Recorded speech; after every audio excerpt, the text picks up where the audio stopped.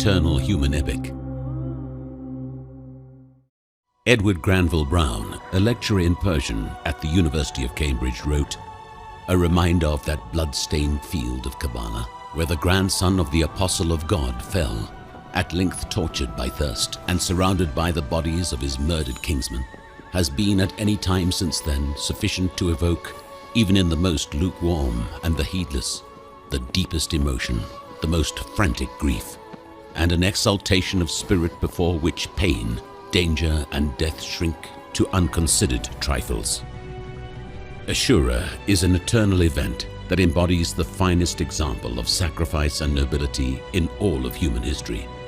It is an event which still resonates today because it was a demand for reform in the world, a call to stimulate humankind emotionally and intellectually, a struggle to purify it, a quest to liberate it from tyranny. Before the day of Ashura. In the year 680 AD, upon the death of Muawiyah bin Abi Sufyan, his son Yazid was wrongfully crowned, becoming ruler of the Islamic world by force. Imam Hussein, the grandson of the Prophet Muhammad, refused to pay allegiance, declaring, "Yazid is an immoral man who drinks alcohol, is a killer of innocent people, a proponent of immorality. A man like me cannot pay allegiance to a man like him." When word of his defiance reached Yazid, he gave Imam Hussein a stark choice. He told him that he could either pledge his allegiance or be killed. It was a terrible choice, because with just a few words, Imam Hussein knew that he could have spared himself from the tyrant's wrath. But he remained defiant, holding honor to be a sacred duty, something more valuable even than his own life. Knowing that he was condemning himself, Hussein had only this to say: "The falsely appointed ruler has offered either to draw swords or face humiliation, and we will never submit to being humiliated." The deterioration of the situation in the Islamic nation, the rule of tyrants and the fall of the people into a deep state of absent conscience, moved the Imam to lead a process of reform and change, saying, "I have risen to ask for reform in the nation of my grandfather, the Prophet. I want to promote virtue and prevent vice." The Imam realized that to awaken the nation, a great saga was needed, one that embodied grandeur, heroism, giving, and sacrifice. He stirred the conscience of humanity with his words, "If you have no religion and are not afraid of a day where you would be judged, then at least be of free will in your life." He presented himself and his family as an offering to God and humanity, and announced his intention very clearly, so as not to be followed except by those who shared his goals, saying, "One who is willing to share our goals, die with us, and is prepared to meet God Almighty, then they shall come with us."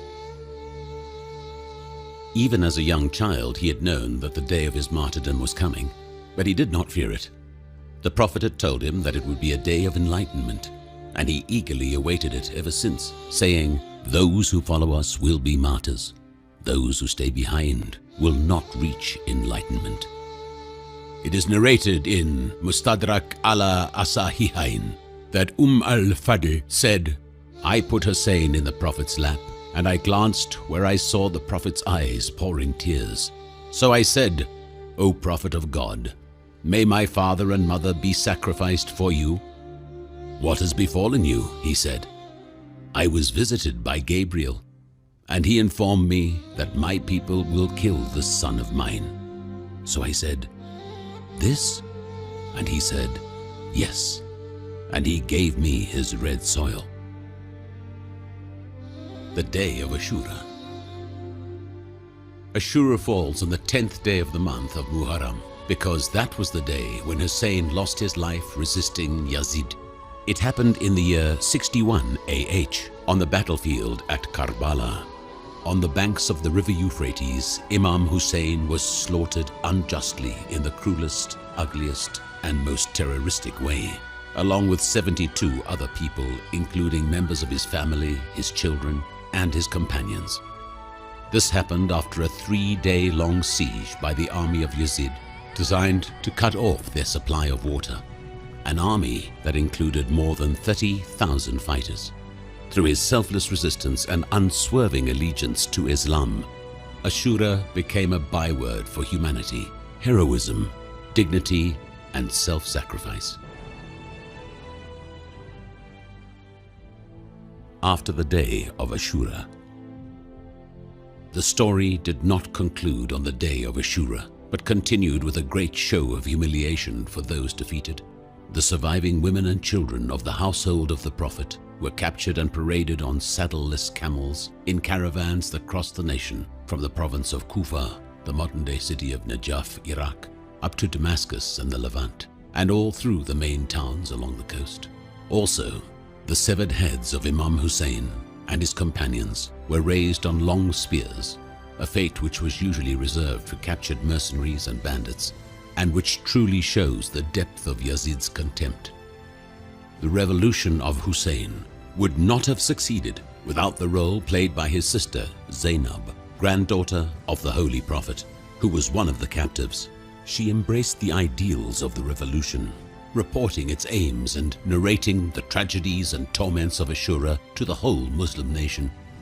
On the day of Ashura, she reached her hands beneath the body of her beheaded brother Hussein, cast her gaze to the sky, and addressed Allah, saying, "O God, please accept this sacrifice from us." What about now? As if taking Zainab's word to heart, hundreds of millions of people have accepted Hussein's sacrifice. Muslims and non-Muslims alike from around the world have come together to mourn and commemorate the occasion of Ashura every year during the months of Muharram and Safar in the Arabic calendar. Sermons are given nightly, stories are retold, lessons are retaught, and people weep for the terrible sacrifices that the Imam and his family made. His example has endured for 14 centuries, and on each anniversary, people still pledge to the Imam to move forward in his footsteps and to always take a stand against evil and injustice. These ceremonies include a long list of rituals, some of them reportedly encouraged by the household of the Prophet, Ahlul Bayt, such as visiting the shrine of Imam Hussein, poetry readings, lectures and retellings of lessons learned.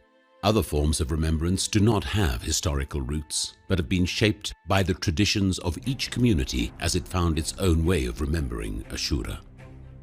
Some held marches, while others held cultural activities such as theatre and film.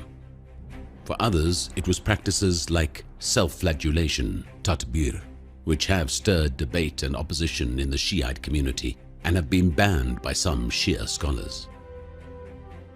The Ashura period is not limited to 2 months, but extends throughout the year with visits to Imam Hussein's shrine, sermons, and crying over him in various religious and social events. Every time we visit the shrine of Imam Hussein, we recite, "Peace be upon you, O inheritor of Adam, elite of Allah. Peace be upon you, O inheritor of Noah, Allah's prophet. Peace be upon you, O inheritor of Abraham, the admirer of Allah. Peace be upon you, O inheritor of Moses, the one who spoke to Allah. Peace be upon you, O inheritor of Jesus, the Spirit of Allah. Peace be upon you, O inheritor of Muhammad, the one beloved to Allah." This ingrains in our being the knowledge that the path of Allah and the path of righteousness are identical journeys that are woven into history, connecting human beings to Allah. The revolutions of the prophets were revolutions against deviation from the line of Allah. They were uprisings against tyrants and darkness. And the revolution of Imam Hussein was no different. He sought to awaken the world before the day of judgment and create in the hearts of human beings a power to drive them forward towards reform.